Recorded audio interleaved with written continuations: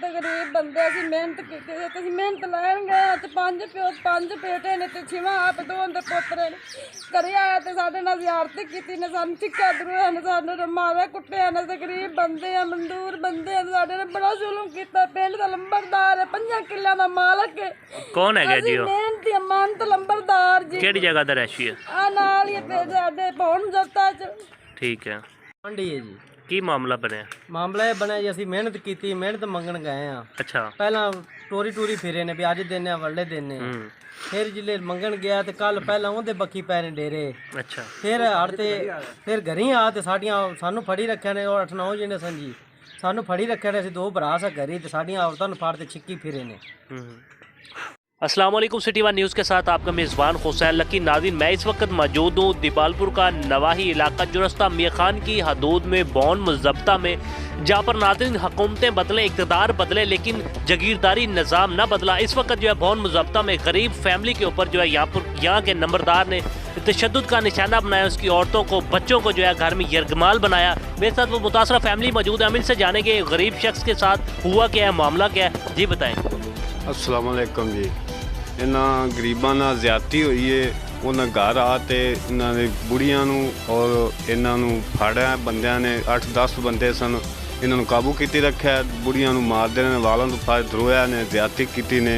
इन्हां उन्हां कोल मेहनत लैनी सी, मेहनत लैन मंगी ने। उत्थे भी उन्हां घर कुट्टिया ने डेरे च।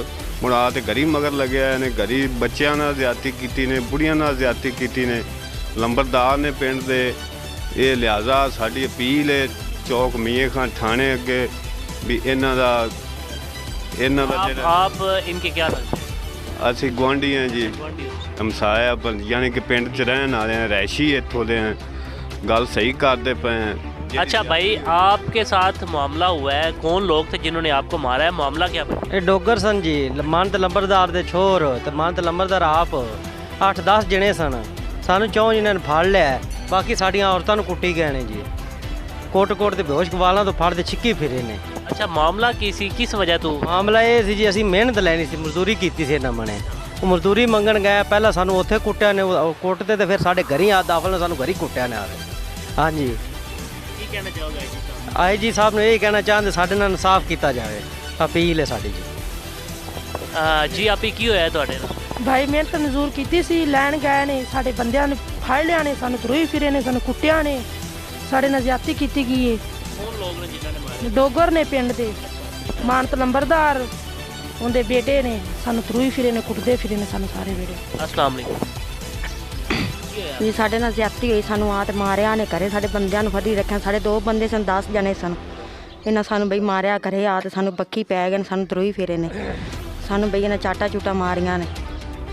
नाज़रीन, आपने सुना कि गरीब आदमी को मजदूरी मांगनी जो है जगीरदार से महंगी पड़ गई। जगीरदार के जो है लड़के और उनके जो है फैमिली जगीरदार की, और उसके जो लुच्चे लफंडे हैं वो गरीब आदमी के घर में आकर तशद्दुद का निशाना बनाया, औरतों को तशद्दुद किया, यहाँ पर मर्दों पर तशद्दुद किया और इनको जो है ज़दोकोब किया।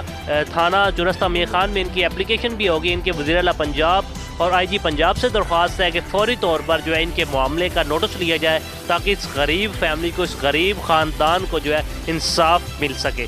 इसी प्रोग्राम के साथ अपने मेज़बान हुसैन लकी को इजाज़त दीजिएगा। अल्लाह निगहबान।